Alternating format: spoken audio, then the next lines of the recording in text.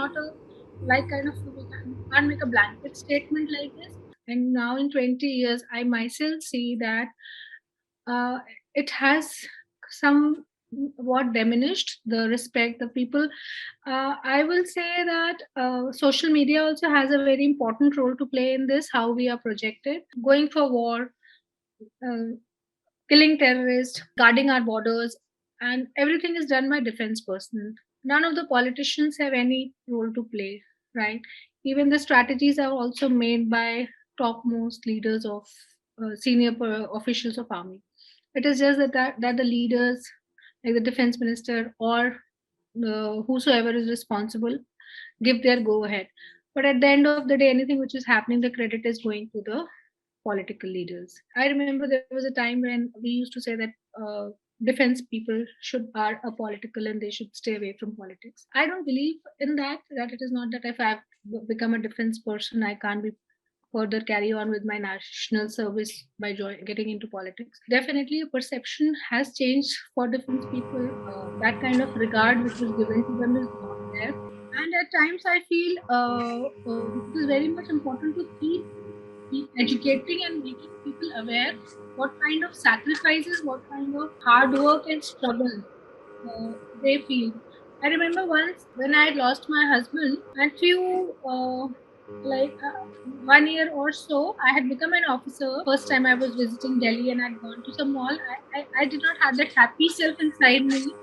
Though visiting Delhi for the first time, it was like, yes, I will go. And everybody was like so chilled. No, it still sits in my head that the civil population, they are not even bothered what is happening at the borders, what is happening to the families who are losing their soldiers in war. Uh, so more so now because of social media, that awareness is there. People now are aware. They are now passing on their condolences.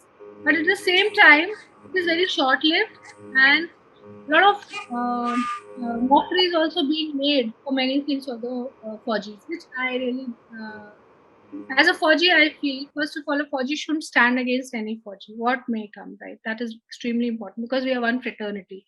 From our part, we have to keep educating, keep making aware the civil population. What are the sacrifices of the family, of the soldiers, the kind of hardships they are enduring. And I think it can be, the damage is not that big. We can definitely undo it by putting the right steps forward. Does that mean that the problem lies within and not actually without? So it's not more of a civil military kind of relationship. It's more the problem has to be addressed within. If I am not respecting my own self, I can't expect outside world to respect me. Right? If I am not respecting my colleague who is a Fauji, or if I am not giving that required respect to my junior co-worker who is a Fauji, then how do we expect outside world to do? And it is vice versa. So it is. I am talking about both things. We have to check. It's like a check and balance. We have to see both things. Where are we wrong, and how we have to educate the outside. You are a youth leader, Captain Shalini. Can you say that that youth of today is not so much into that feel of nationalism, is not so much into them, the present day youth as it used to be earlier? They don't relate themselves so much to this feeling of patriotism. It's more of materialism, and their life is more about self-aggrandizement. I completely agree with you here, ma'am. I have a son who is 21 years old. He is grown up in a Fauji, not a complete Fauji environment, but yeah, we have always tried to instill that Fauji culture in him. But if you ask me, he doesn't have that dying desire or a passion to be part of it or to do something for the service of the nation, right? I know a lot of children of his age. Because I am a social worker, I keep interacting with a lot of youth in their 20s. First of all, the teens and the children in 20s, the teens and the younger generation, they have come into comfort zone. They are getting everything very easily, and they are not being taught the history of this nation in the right way. Today, what they see is in the name of democracy, how things are being manipulated, how the opposition parties, they're trying to tear each other apart just to just to prove their point right, not thinking and wondering what it is going to put in the minds of the younger generation. At times, like the younger generation gets fed up, or they're just not interested because they feel it's just routine to keep ripping apart whosoever is in power and whosoever is not in power.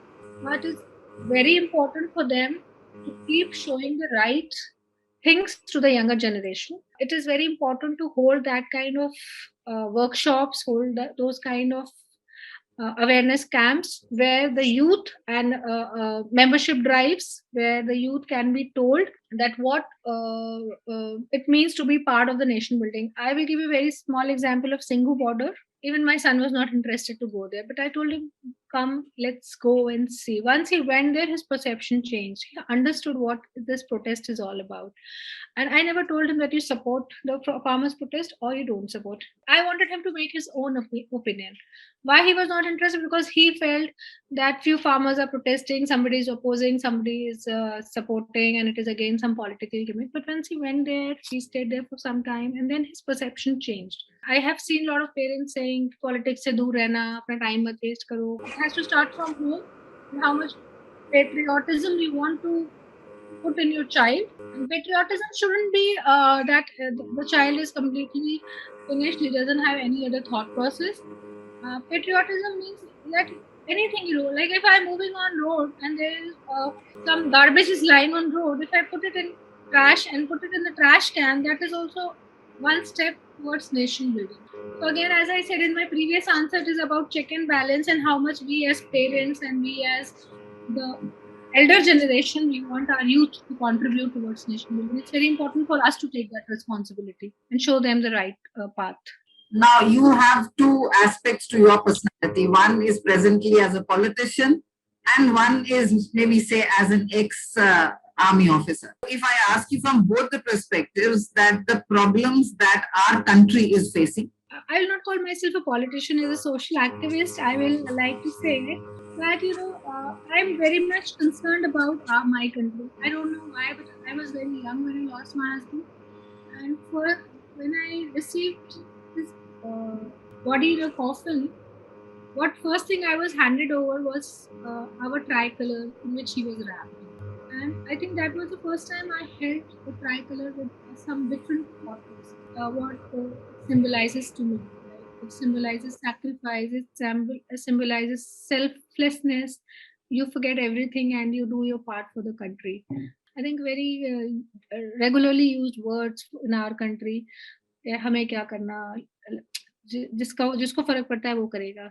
Even if 1,500 people are getting benefited from one policy, they feel why should we waste our time? Somebody else will do it, and we will get benefit out of it. They definitely want the benefit, but they don't want to take that risk, which is not. We talk about our fundamental rights, we forget about our fundamental duties. We have few fundamental duties which we are very much responsible. If we say we are paying our taxes and this is my right, so you are getting a lot of privileges being an Indian citizen, so you have few duties also to put in. But slowly and steadily it is changing, though trying to meet a lot of people and it is changing. So second, as an army officer, as an ex-army officer, what asked what problem I feel.